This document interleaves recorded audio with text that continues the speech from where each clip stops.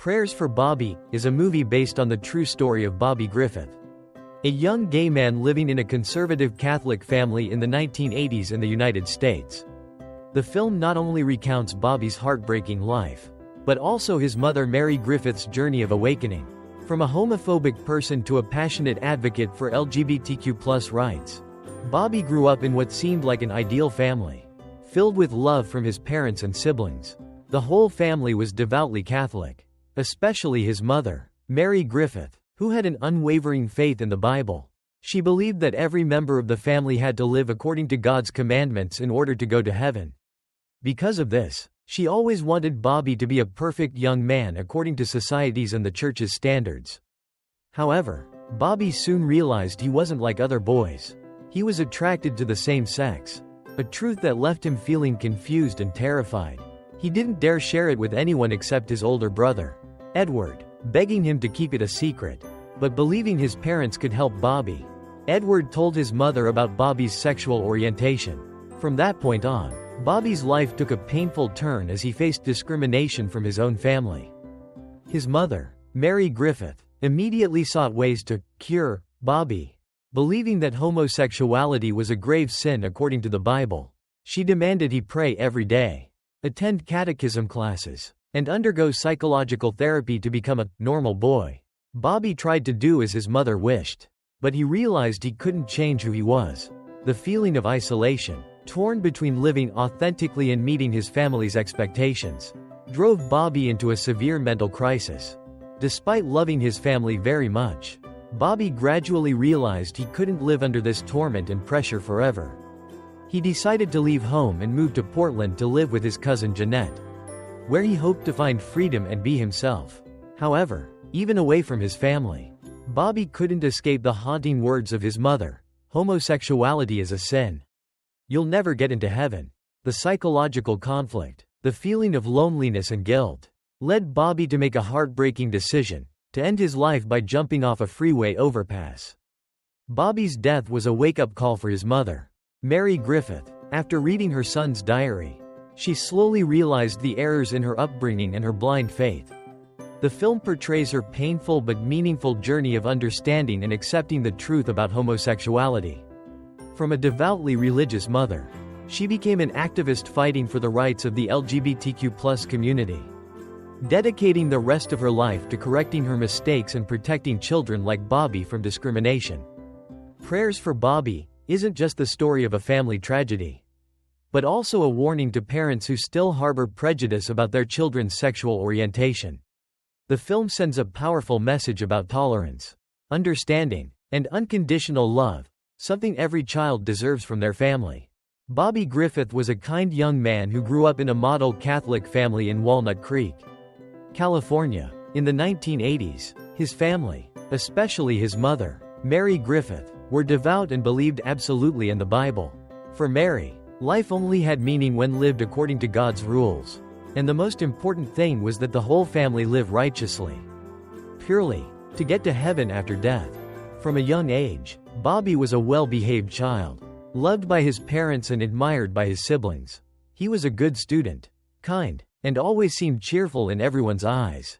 Within the family, he was seen as an ideal child, a source of pride for his parents. However, from the time he entered puberty, Bobby began to sense a difference within himself. He was attracted to boys instead of girls. Initially, Bobby didn't dare face this truth. He kept telling himself it was just a phase, that he was just confused, and that when he grew up, he would be able to love a girl like other men. But the older he got, the clearer these feelings became. Undeniable. Bobby realized he couldn't change, no matter how hard he tried. These thoughts made him confused and afraid. He grew up in a family that believed homosexuality was a sin, that gay people would be punished by God and never get into heaven. His mother's words always echoed in his ears: our family will always be together in heaven if we live according to God's commandments. But if he was gay, did that mean he would be excluded from his family? He couldn't share this fear with anyone, not even his parents or siblings. He tried to force himself into heterosexual relationships, as society expected. Once, he tried dating a girl named Michelle. She liked Bobby and wanted their relationship to deepen, but Bobby couldn't reciprocate those feelings. He reluctantly kissed Michelle, but the emptiness he felt only confirmed his sexual orientation. Eventually, he broke up with her, leaving Michelle confused and disappointed. After leaving Michelle, Bobby felt stifled and lost. He drove to a gay bar as a way to understand himself better. But when he got there, he panicked and didn't dare go in. He wasn't ready to face himself, nor did he know how to accept that truth. He hurried away, went home, and pretended nothing had happened. The next morning, Bobby decided to confide in his older brother, Edward, whom he trusted most. He said he always felt guilty for his thoughts, that he had tried to become normal, but couldn't. He asked Edward what would happen if he was a sinner, unable to go to heaven? Edward, lacking full understanding of homosexuality, thought Bobby was just going through a teenage phase. He tried to reassure his younger brother with jokes to ease the tension. But to Bobby, those words didn't help him feel better. He needed a clearer answer about whether he was really a sinner or not. Those thoughts kept circling in his head, making him feel suffocated, lonely, and lost in his own family. No one knew what he was going through. No one understood the torment he was suffering. One night, unable to bear it any longer, Bobby decided to end it all by taking a large dose of painkillers, hoping to free himself from the torment. Luckily, Edward came home in time and discovered Bobby's dangerous act. He frantically asked why his brother wanted to do that. Bobby finally burst into tears, confessing that he had tried so hard to change, but couldn't. He said that he didn't dream about girls like other boys. He only dreamed about boys, and that made him feel ashamed and guilty. Edward realized the seriousness of Bobby's situation and advised him to tell his parents so they could help. But Bobby was afraid. He didn't want to be judged by his parents. He didn't want them to look at him with disappointment. He made Edward promise to keep his secret. But Edward believed his parents could help Bobby, so he told his mother.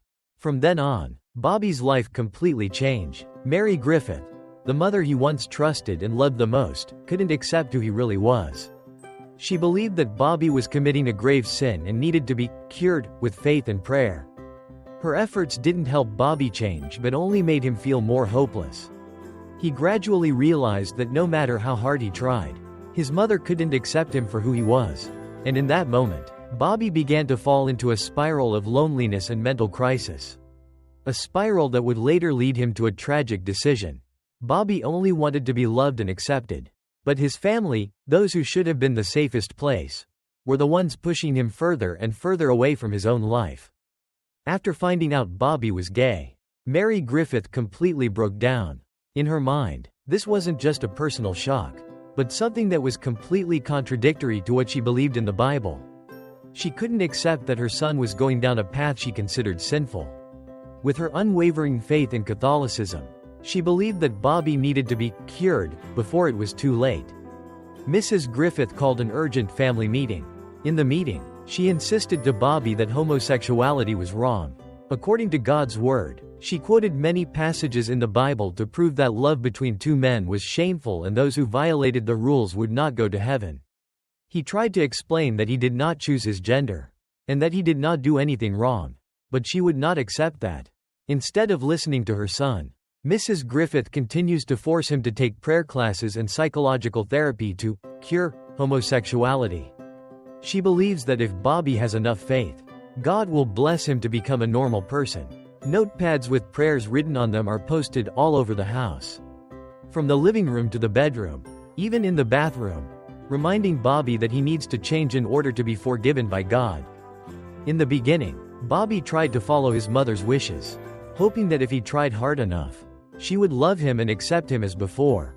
But day by day, he felt more and more hopeless. He realized that no matter how hard he tried, his mother would not accept who he really was. One day, Mrs. Griffith took Bobby to see a psychologist for treatment.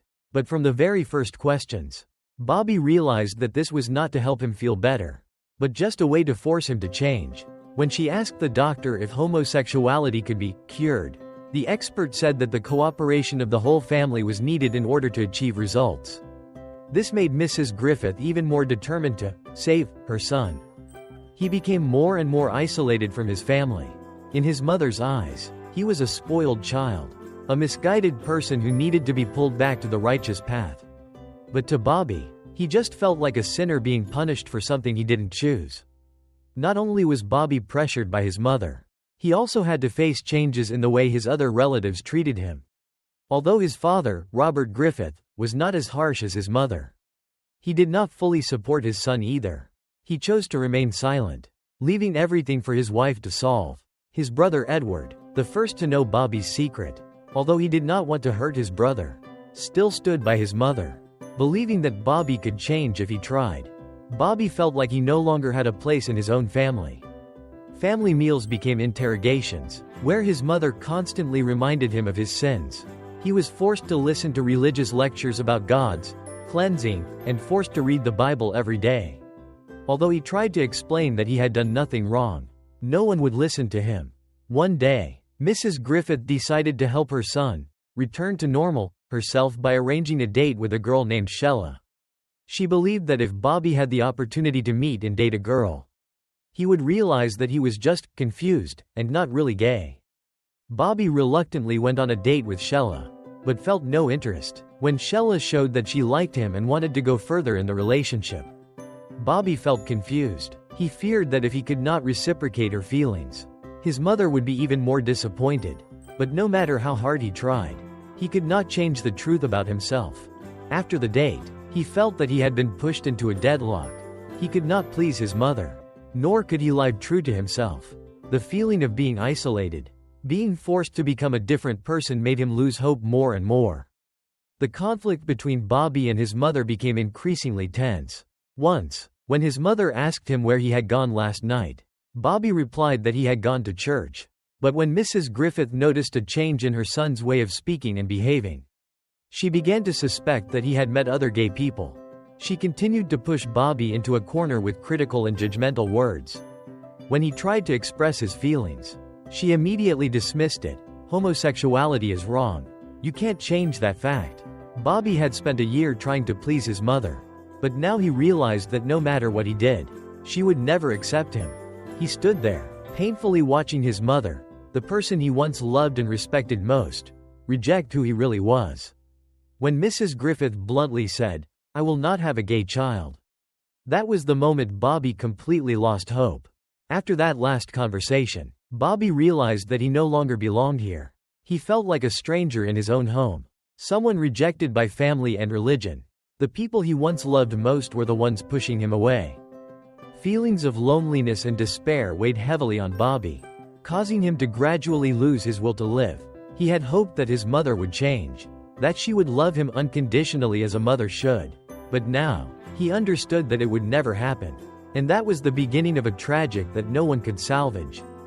Following months of rejection from his family, Bobby decided to leave home and reside in Portland with his cousin Jeanette. This marked a pivotal moment in his life, as he discovered a glimmer of hope that he could live freely, no longer pressured to change or subjected to judgment from his family. Jeanette was the first person in the family who did not discriminate against Bobby because he was gay. She listened to him, shared with him, and encouraged him to live authentically. Thanks to Jeanette's encouragement, Bobby gradually felt lighter. In Portland, he came into contact with a new community, where he wasn't seen as sinful, where gay people could live according to their true nature without being stigmatized. Here, Bobby met David, a gay man older than him, experienced, and understood what Bobby was going through. David became Bobby's lover, the first person who helped him feel the love and acceptance that he had never had from his family. With David, Bobby found a sense of security, comfort, and understanding that he had always craved. During happy days with David, Bobby mustered the courage to send a letter home, along with a book about homosexuality. He hoped that his mother would read it, better understand what he was going through, and from there be able to accept who he really was. He believed that, if his mother truly loved him, she would change her views and be more open to him. But Mary Griffith's reaction was the complete opposite of Bobby's expectations. Upon receiving the package, she did not read the book at all, but instead, she sent a gift box back to Bobby. Inside there was no response letter, no word of inquiry from his mother, just a propaganda flyer with the haunting line, "AIDS is the wrath of God." The cold message from his mother completely devastated Bobby. He realized that, no matter how hard he tried, his mother would never accept him. The mother he once revered, once hoped would love him unconditionally, now saw him as a sinner, as a disease that needed to be eradicated. The psychological wounds that Bobby carried from when he was at home never healed. Even in Portland, he was haunted by his mother's teachings, by the fear that he was truly someone worthy of God's punishment. Gradually, he began to feel lonely even when he was with those who loved him. Everything got worse when Bobby saw David, the person he loved, happily holding hands with another boy. Bobby's heart shattered. He had left his family to seek unconditional love. But now, even that love was no longer his alone. He tried to seek comfort from David. But on that day, David was not home. Bobby returned to work, but he couldn't concentrate. Negative thoughts surrounded him, drawing him into a vortex of despair and loneliness. On the drive home, Bobby passed a gay bar, where he had once first tried to understand himself. On the other side of the road, a church with the words, "Welcoming Gays," appeared before his eyes. But at this moment, his mother's words echoed in his mind. "Homosexuality is a sin. You will never get to heaven." The image of his mother, the one who once loved him the most, was now only judgmental glances. Cautionary scriptures, cold prayers that she used to force him to repeat every day. Bobby couldn't take it anymore. He drove to an overpass, got out of the car, and stood there, between the fragile boundaries of life and death. The wind was strong, but in his mind there were only painful memories, the times he tried to please his mother but was rejected. The times he tried to change but couldn't. The times he hoped to be loved but only received indifference. Tears streamed down his cheeks as his mother's words echoed in his head one last time. "I will not have a gay child." Bobby closed his eyes, let himself fall off the overpass, ending the painful months that he had endured throughout his life. The next morning, Jeanette called home with bad news. Mary Griffith received the news that Bobby had jumped off an overpass and was no more. She was stunned, not believing what she had just heard. When her husband, Robert Griffith, came in and confirmed the news, she burst into tears, screaming in pain. "Someone open the door. My son is gone." The entire Griffith family was plunged into sorrow and regret. Edward, the older brother who had revealed Bobby's secret, cried in guilt. Mr. Griffith, although not as vehemently opposed to Bobby as his wife, also felt regret for not doing anything to protect his son. But the most painful was still Mary Griffith. She once believed that she could save her son with her religious beliefs, with prayers and therapy sessions. But now, standing before the harsh truth that her son had left forever, she realized that she herself had contributed to pushing Bobby to the brink. During Bobby's funeral, a priest stood up and said that Bobby left because of the temptation of sin. Those who came to pay their respects, including David and Jeanette, were silent when they heard these words. They could not believe that, even when Bobby was gone, there were still people who continued to see him as a stray, instead of a young man who only craved to live true to himself. But the most painful moment was when Mary Griffith saw David, Bobby's lover, come to offer his condolences. When David reached out to shake her hand, she reluctantly responded. But as soon as David turned away, she hurried into the kitchen, threw away the spoon and fork that he had just used, and carefully washed her hands as if she had touched something dirty. She still didn't understand that, even though Bobby was gone, her mistakes were still there.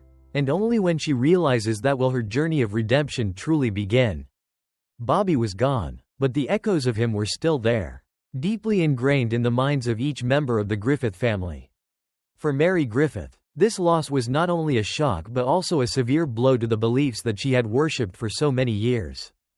In the days following Bobby's death, Mary still could not accept the truth. In her mind, she still believed that God had a reason for everything. But the truth was much harsher. No miracles appeared to save her son from despair. No miracles helped Bobby become a normal boy, as she had once hoped. His death left the whole family in pain. But the most painful was still her, the one who had tried to change Bobby with prayers, therapies, and harsh teachings. In the days after the funeral, Mrs. Griffith retreated into regret. For the first time in her life, she began to question her own beliefs.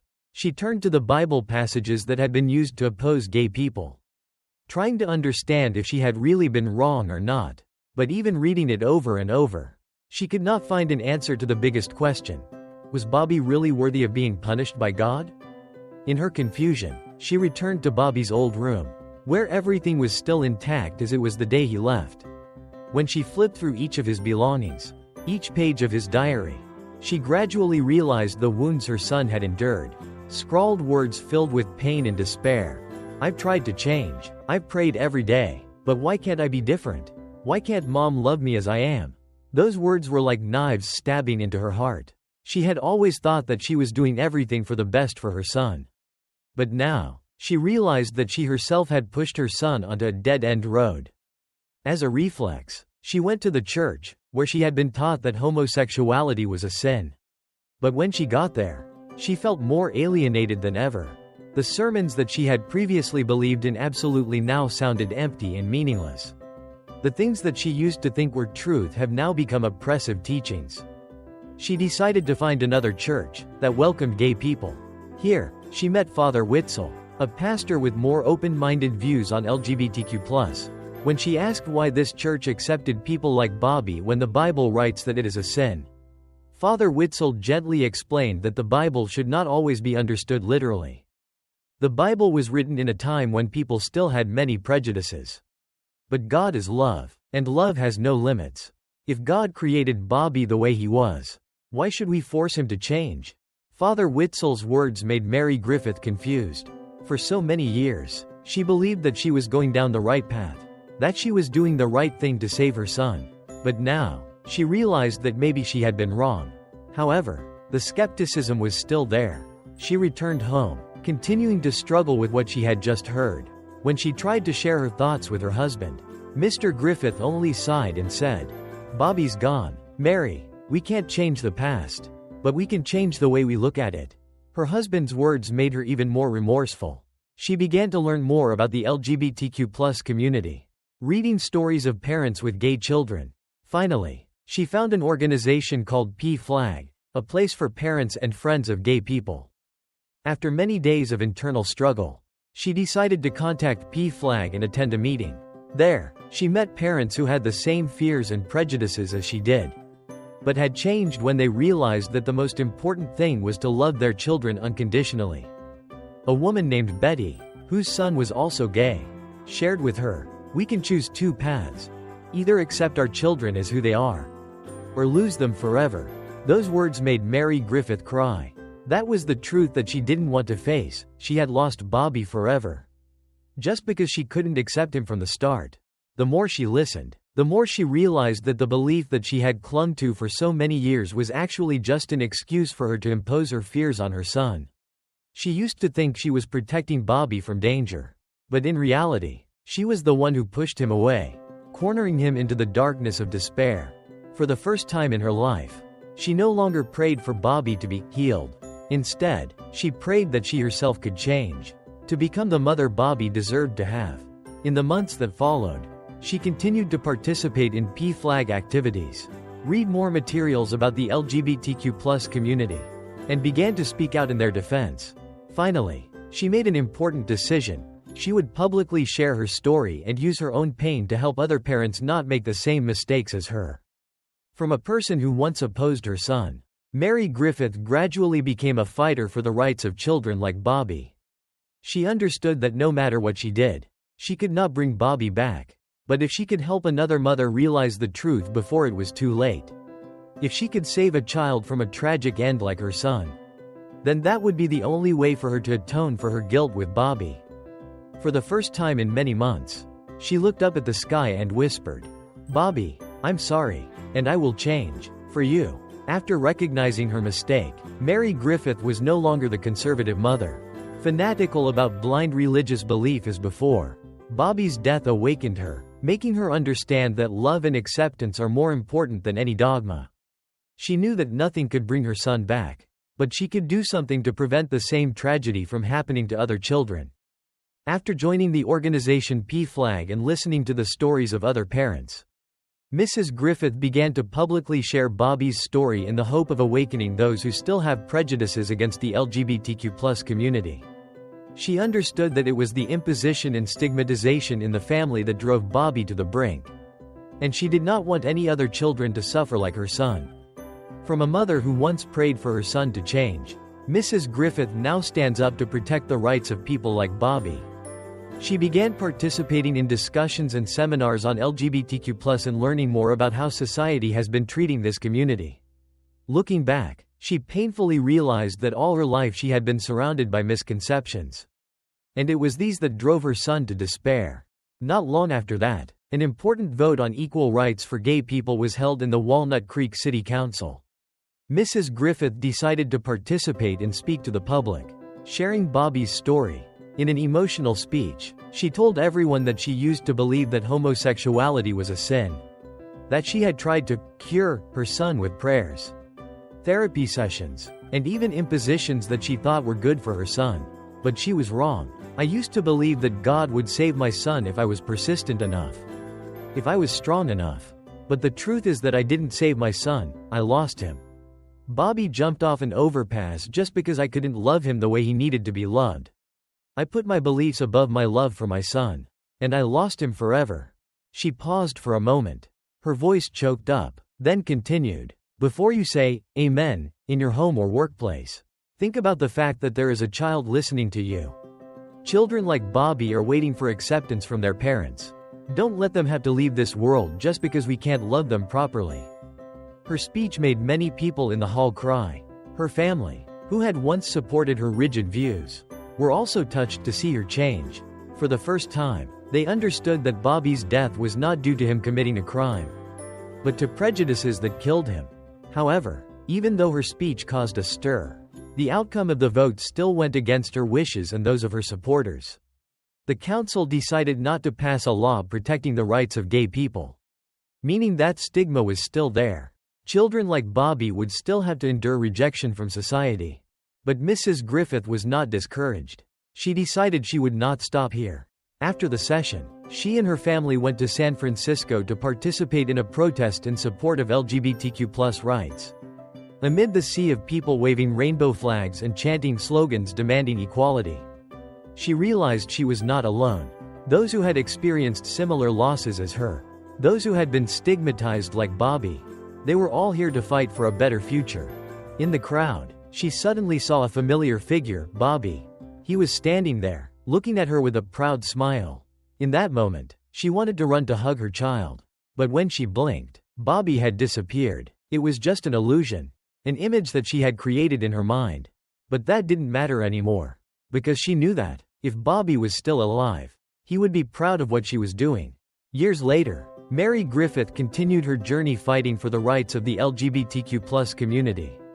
She became one of the pioneers in the movement to support equal rights for gay people, campaigning against stigmatization and speaking out so that other parents would not make the same mistakes as her. On December 6, 1995, Mrs. Griffith stood before the U.S. Congress to present on the rights of gay people, calling on society to change its views on this community. Her famous quote, which has been quoted many times in the years since, has become a powerful reminder. Before you say, amen, in your home or workplace, remember that there is a child listening to you. The story of Mary Griffith and Bobby is not just a personal tragedy but also a symbol of the struggle for the rights of gay people. Thanks to people like her, the world has gradually changed, has gradually become more tolerant of children like Bobby, children who only want to live true to themselves without fear of judgment. Mary Griffith lost her son forever, but she turned that pain into motivation to change the world. And that is how she keeps Bobby alive, not in torment, but in love, acceptance, and hope for future generations. Prayers for Bobby is not just a tragic story about the short life of Bobby Griffith but also a powerful warning about love, acceptance and the painful consequences when families turn their backs on their children just because of their sexual orientation. The film conveys many important messages, not only for parents but also for society as a whole about how to treat the LGBTQ+ community. The film emphasizes the danger of interpreting the Bible literally without deep understanding. Mary Griffith imposed her faith on Bobby, believing that homosexuality was a sin that could be cured by prayer and psychological treatment. It was this blind belief that pushed her son away, creating an irreparable gap between the two. The film poses a big question. Is faith more important than love for children? If religion teaches people to love and accept each other, Why do many parents let their beliefs push their children into despair? Prayers for Bobby is a painful testament to the fact that parents who do not accept their children for their sexuality can lead to tragedies that cannot be salvaged. Bobby did not end his life because society discriminated against him, but because his own family, the place that should have been the safest support, rejected him. The film shows that rejection not only causes mental harm but can also lead to devastating consequences such as depression and suicide. That is why acceptance from family plays an important role in protecting the mental health of people in the LGBTQ+ community. Bobby's story is a reminder that love is unconditional. If Mary Griffith had accepted her son earlier, if she had taken the time to learn about homosexuality instead of trying to change him, perhaps Bobby would not have had to endure so much mental pain. Mrs. Griffith's change after Bobby's death shows that people can change when they open their hearts and are willing to learn. But that awakening came too late. The film encourages parents to listen to their children, learn to love them as they are, instead of forcing them to become a version they want. From a conservative mother, Mary Griffith became an active activist fighting for the rights of gay people. Her journey proves that anyone can change if they are willing to look back and learn from their mistakes. The film sends a message full of hope. Although we cannot change the past, we can change the future. If someone who used to oppose LGBTQ+ can become a fighter for them, then society can also change to become more tolerant. Mary Griffith's last words: before you say amen in your home or workplace, remember that there is a child listening to you, or a profound warning. The film calls on parents to think carefully before judging or imposing their views on their children. An unintentional word can become a wound that never heals in a child's heart. Accepting and loving children is not giving up one's beliefs, but learning to love in a more complete way. Prayers for Bobby is not merely a film about the tragic life of Bobby Griffith but also a powerful warning about love, acceptance, and the consequences of stigma. The film realistically recreates the pain that people in the LGBTQ+ community face when they are rejected by their own families, while conveying a profound message about parents' responsibility to their children. Through Bobby's story, the film emphasizes that no one can choose their sexual orientation, and forcing someone to change their nature only causes irreparable harm. Bobby did not commit suicide because he was gay, he committed suicide because of isolation, rejection, and the feeling that he could never be accepted by his family.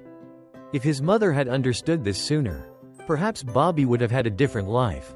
Mary Griffith's awakening after Bobby's death is a testament to the fact that people can change. But sometimes that change comes too late. The film sends the message that parents don't have to wait until they lose their children to realize that their children just need to be loved and accepted. Instead, they can open their hearts now, listen to their children, and love them unconditionally. In addition, the film also encourages society to reconsider its prejudices about LGBTQ+. Stories like Bobby's are not uncommon, and to this day, there are still many young people who have to fight to be accepted. The film reminds us that every word, every action of ours can impact someone's life, sometimes in ways we never anticipated. The most powerful message that the film leaves is Mary Griffith's last words: before you say amen in your home or workplace, remember that there is a child listening to you.